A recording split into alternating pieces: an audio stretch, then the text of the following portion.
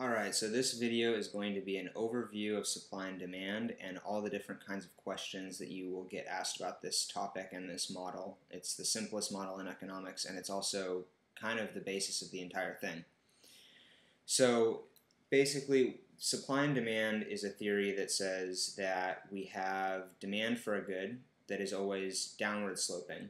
So the cheaper something is, if it's, if this is $5, and then this is right here is like $4, and then down here, we have $3, that the cheaper something is, the more people are going to want to buy it. And so that's what gives us this downward sloping demand curve. And then we have supply, which says that the more expensive something is, the more people are going to want to sell of it. So again, at $3, no one's going to want to sell a lot of this thing. Let's talk about surfboards. So if surfboards were $3, no one would sell barely any. If they're $4, they'd sell a little bit more, and then if they're $5, they'd sell a lot more. It'd probably be better if these were all in hundreds, because that would be a little more realistic, but such is life. Okay, and so that is called the law of supply, that people will sell more of a good at higher prices. And so that's what gives us the upward sloping supply curve, the law of supply, which again, just to reiterate one more time, is that the more expensive you can sell something, the more you can get for a product, the more people will sell of it. And then there's the law of demand that says that the cheaper a product is, the more people will want to buy it.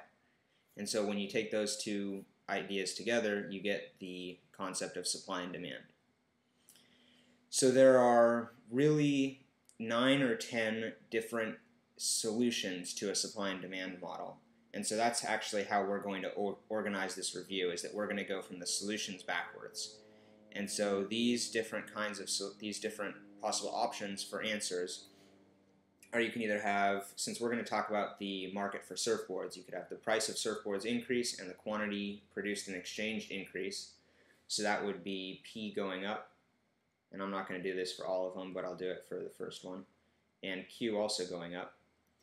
Then you could have price go up and quantity go down, or price go up and quantity be uncertain.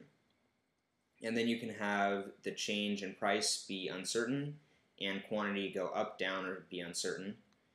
And then you can also have the price go down and then the quantity go up, be uncertain, or go down.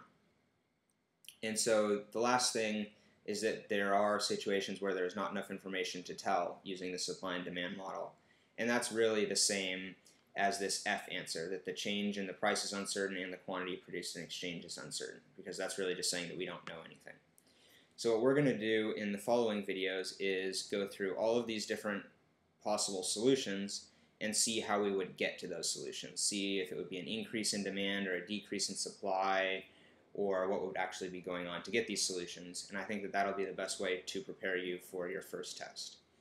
So the last thing that I want to say is that these supply and demand questions make up a gigantic chunk of the first test if you're in a microeconomics class, and they make up, I would say, above 2/3 of the test if you're in a macroeconomics course.